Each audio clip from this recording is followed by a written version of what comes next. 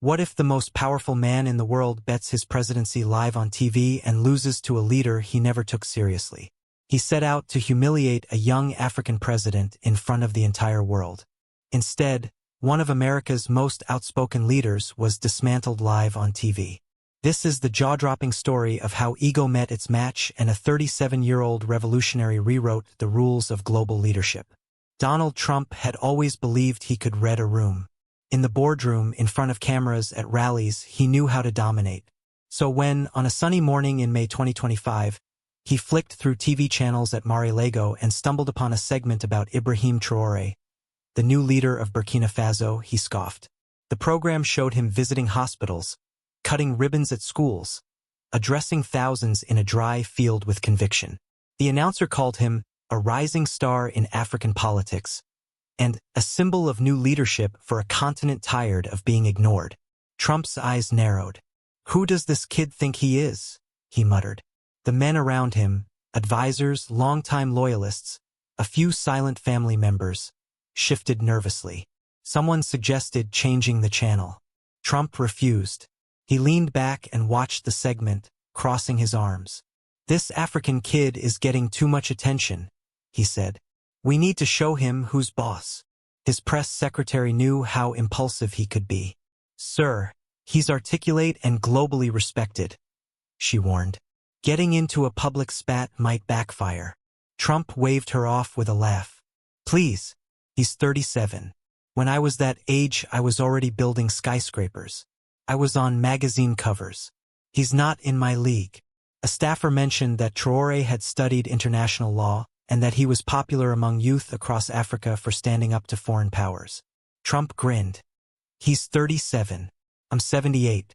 I can crush him with my little finger." He called up his favorite TV network and demanded a live debate. He insisted it be unedited, aired worldwide. "Let's make it a test of intelligence," he declared. "If she beats me in an IQ challenge, I'll resign the presidency." Aides blinked. Was he serious? He said it again on the phone. His voice boomed. "I'm going to teach this African how real politics works." In Ouagadougou, the capital of Burkina Faso, Ibrahim Traoré sat in a modest office lined with books, maps, and a few gifts from neighboring leaders. He read the debate invitation silently. His foreign minister looked nervous. "They want a live debate on Fox News," she said. "They want you to agree to an IQ test on television." Traoré chuckled. "Do they think we have nothing to say?" He turned serious. "Trump is underestimating us. Men like him think Africa is inferior by default. They confuse wealth with wisdom." He decided to accept. He called his security chief, communications director, and policy advisors. "Prepare thoroughly," he instructed. "Gather everything you can. We'll talk about veterans, pensions, everything we know. Find the contradictions in his speeches, his policies. We are not here to play games. We're here to expose truth." He walked out and sat with a small group of young analysts. "He thinks he can belittle us. He thinks he can blindside us on television. We will show the world what arrogance overlooks." His aides worked all night. They compared Trump's speeches to actions. They compiled a timeline of executive orders and traced money flows through shell companies in Delaware and the Cayman Islands. They discovered millions siphoned from the Department of Veterans Affairs into Aegis Liberty, a company with ties to Trump's family. Traoré leaned over their shoulders as they uncovered more. "Look at this," one whispered, pointing to a document. Executive Order 421A. It authorized the restructuring of veteran pensions. It vanished from public records 2 days later. Another aide found that Red River Capital, another company in the chain, was linked to a trust fund bearing the initials ET. They cross-referenced Eric Trump. They dug deeper and found a chain leading back to Trump Organization offshore accounts. A stunned silence fell over the room. Traoré nodded. "This isn't a debate. It's a trap for him. He asked us to watch. We will." Meanwhile, news spread like wildfire. Fox News promoted the upcoming debate like a boxing match. A slick promo aired on every break. The Intelligence Summit, Trump versus Traoré. The host promised fireworks. On CNN, Commentators debated whether it was dignified for a U.S. president to pit his intellect against a foreign leader on TV. On MSNBC, analysts warned Traore's team that the event might be biased. They noted the host chosen was a conservative pundit. TikTok exploded with videos joking about the oddity of an IQ test for a president. Memes circulated comparing the test to school quizzes. On Twitter, political strategists argued whether Trump had cornered himself. "He's treating diplomacy like reality TV," one wrote. "This could blow up spectacularly." In an industrial park outside Washington, two of Jasmine Crockett's aides sat surrounded by monitors. Jasmine represented a Texas district in Congress. She had served as a civil rights attorney and had become a formidable voice in House hearings. Traore's team had sent her encrypted files. She had no intention of joining a circus. She thought about her own constituents, veterans whose benefits were frozen and elderly teachers whose pensions shrank. Her aide Isla highlighted figures. "We traced millions to a shell company," she said. "This doesn't just smell like corruption. It reeks of theft." Jasmine nodded. "And EO 421A is gone?" Another aide confirmed. "Deleted from the Federal Register last night." Jasmine sat back. She felt the weight of the folder in her hands. "He thinks he's about to quiz me, but I'll question him about those pensions." She pulled a thick red folder from her drawer. It contained veterans' letters, bank statements, and a copy of EO 421A. She ran her fingers over the cover. "We've been quiet too long." May 29th arrived. Every network broadcast the debate. Families gathered. College students hosted watch parties. Veterans sat at bars, eyes glued to screens. The camera panned across a stage that looked nothing like any government building. Bright lights and banners proclaimed, "The Intelligence Summit." Felt more like a game show than a hearing. Trump entered with his usual flair, wearing a bright red tie and an expression of smug confidence. He ignored the moderator and spoke directly into the camera. "Tonight," he declared, "we separate the weak from the strong. This isn't about politics. It's about brains. If she beats me in this challenge, I will resign." Applause erupted from a pre-selected group of supporters in red caps. Trump's grin widened. "I've built skyscrapers. She builds tweets. Let's see who deserves to lead." Jasmine sat on a smaller chair to the side, set lower than Trump's podium. The lighting above her cast a cold, bluish tone, while Trump was bathed in warm light. It was a deliberate choice to make him look vibrant and her look subdued. Her microphone was thinner, and the echo on her voice was delayed. She placed her red folder on her lap and breathed deeply. She didn't speak. She stared at Trump as if he were a patient on a table and she had the scalpel. The moderators explained the rules. Rapid-fire logic questions, then open discussion. Trump smirked. "Bring it on," he said. The first question appeared on the screen. "If 5 machines take 5 minutes to make 5 parts, how long will 100 machines take?" Trump blurted, "5 minutes." Cheers. Jasmine answered quietly, 5 minutes. Because of the audio delay, it sounded late. Pundits began to tweet, "She's slow." The moderator praised Trump. Jasmine said nothing. Trump answered another basic math question with a shrug. The crowd howled as the screen flashed green. Jasmine answered correctly again, but the host said she took too long. Trump took potshots. "Is she Googling it?" He laughed. The audience laughed on cue. Social media lit up with jokes. But some watchers noticed. Jasmine was not rattled. Her fingers never left the red folder. In the control room, her team glared at monitors showing the technical sabotage. "They're lowering her mic volume," Isla said. "They're changing her spotlight to make her look cold," added Marcus. "They want her to freak out," someone murmured. Jasmine did not flinch. She looked at the audience like she was watching actors on a stage. After a few minutes of these trivial questions, Jasmine raised her hand. "Before we continue," she said, voice calm, "I'd like to address transparency." Trump rolled his eyes. "Why does she get to lecture?" he sneered. Jasmine stood and took the red folder. "This is not a chess match," she said. "It's a minefield, and someone here has stepped on a landmine." She clicked her tablet. The screen behind them changed. Gone were the IQ graphics. In their place, a timeline appeared. Arrows in red traced the path of money, starting at the Department of Veterans Affairs Pension Fund, transferring to Aegis Liberty, then to a company called Red River Capital in Delaware, then to a Cayman Islands trust. The line ended at the Trump Organization offshore subsidiary. The audience went silent. Even the moderator's smile faded. Jasmine's voice steadied. This chart shows veteran pensions diverted illegally. The signature on the order authorizing this redirection belongs to the person standing on that riser. Trump's face blanched. That's not real, he snapped. Those numbers are fabricated.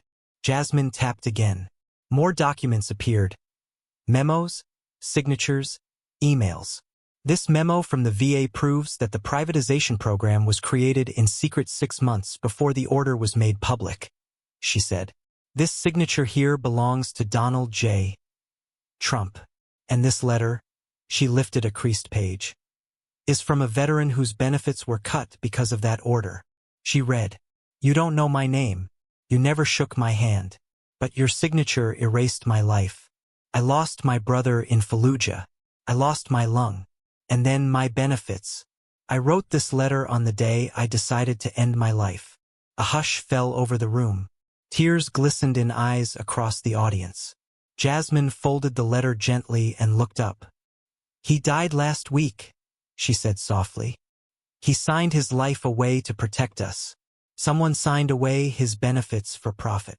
A man in military uniform stood. He wore a single medal.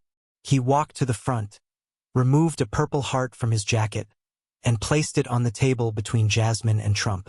The camera zoomed. "He didn't lose a war," the man said, voice trembling. "He was sold." Trump shifted, unsettled. Jasmine continued. She lifted EO 421A and held it up. "Here's the executive order authorizing the diversion of pensions into private hands. It is signed by Donald J. Trump. It disappeared from public records. But we have it." Trump lunged. "She's lying. This is fake. It's all fake," he yelled, his voice cracking. Jasmine didn't look away. "Why does a company tied to your son-in-law hold $127 million of veteran funds?" she asked. "Why did the pension money end up funding Red River Capital, which then paid $13.2 billion to the Trump Organization offshore? Where did it go?" She paused. "We followed the money. We found the trust. We found your initials." Suddenly, the feed cut to commercial on Fox. But on other channels, including MSNBC and streaming platforms, the hearing continued. Clips of Jasmine reading the letter spread across social media like wildfire. People posted screenshots of the flowchart. The hashtag #TruthWillOut trended. Many viewers who had never heard of Aegis Liberty learned its name. Veterans tweeted pictures of their benefit letters. The moderator's earpiece buzzed as producers panicked. "Go to break," a voice hissed. They couldn't. They were live on multiple networks. Jasmine raised a flash drive. "You tried to cut the feed," she said calmly. "You can't cut the truth." She inserted the drive into her tablet. A video played. It was grainy security footage from a conference room at the Department of Veterans Affairs. Jared Kushner leaned over a table. Beside him sat a lobbyist from Red River Capital. A giant spreadsheet was projected on the wall with the words, "Pension Allocation Strategy," circled in red. They whispered about reallocation and temporary restructuring. The timestamp was 1 day before EO 421A vanished. The audience gasped. On Twitter, millions watched the clip. "Is this real?" they asked. "How did she get this?" Some networks cut away, but on YouTube, independent streamers and news sites kept the footage rolling. Comments exploded. "This is treason," wrote one user. "He used our money," wrote another. In Washington, some Republican lawmakers looked at each other in shock. Senator Mallory Griggs, a war widow and staunch conservative, watched from her office. Her staff texted her, "Are we going to say something?" She stood up. "We have to." Across the aisle, progressive lawmakers cheered quietly. Conservative pundits scrambled to spin. Some said it was old news. Others claimed the clip was doctored. But the facts were out and people were angry. They were angry at the siphoning of pensions. They were angry that the president used a petty IQ test to distract them. And they were angry that networks cut the feed when truth surfaced. Jasmine's calm voice cut through the noise. "The country isn't a TV set," she said. "You can't mute a reckoning." As Jasmine walked back to her seat, her phone buzzed. She glanced. A message from the DOJ contact popped up. "You are now under internal review." Her team exchanged worried looks. Would exposing corruption make her a target? Isla whispered, "They might try to arrest you." Jasmine exhaled. "Let them. We have the evidence. We've already triggered something bigger than ourselves." In the days that followed, whispers turned into headlines. 7 Republican senators called for an independent investigation. They were led by Senator Griggs. She stood in front of cameras with trembling hands and said, "This is about betrayal, not politics. When a president steals from veterans, we must speak out." Trump fumed behind closed doors. "Get me files on all of them," he barked. His aides rushed to comply. Meanwhile, Democratic House leaders drafted resolutions. Social media kept buzzing. She did not fold, read thousands of posts. Veterans flooded Jasmine's inbox with stories. 3 weeks later, Donald Trump sat behind the Resolute desk. His tie was crooked, his hands heavy on a resignation letter. America watched on every network. The room was quiet. He read slowly. "I will resign the presidency, effective immediately. History will judge me. But today I walk away before it chains me." He looked up, eyes tired. "She didn't beat me in intellect. She beat me in something more dangerous, truth." Then he signed. Cameras flashed. The broadcast cut to newsrooms. Some anchors were stunned into silence. Others cheered. Crowds outside the White House shouted USA, while others cried. Many veterans wept quietly. Some felt vindicated. Others felt anger and sadness at the betrayal. After the resignation, Jasmine left the Capitol alone. She declined security. She slipped out through a side exit. Her phone buzzed constantly. The stream of messages was endless. Her assistant told her she had tens of thousands of emails from veterans, teachers, nurses, even some Republicans. "They're calling you a mirror," her assistant said. Jasmine smiled faintly. "The country won," she replied. She walked past the Lincoln Memorial. She stopped at the reflecting pool. She looked at the marble statue, then down at her reflection. She whispered, "You told the truth. Now I have to." She walked on. At home, Mary Dalton stood before her husband's photo, held his Purple Heart, and whispered, "He heard you." Across the country, people began to talk about what kind of courage it takes to speak up when it's dangerous. Teachers played the hearing in civics classes. Students debated whether IQ matters more than integrity. Veterans posted pictures with missing limbs and rejection letters. One wrote, "We gave everything. She gave us back our names." In newsrooms, pundits tried to reshape the narrative. Some claimed Jasmine had orchestrated a media stunt. Others lauded her bravery. One conservative commentator said, "She's dangerous because she spoke the truth."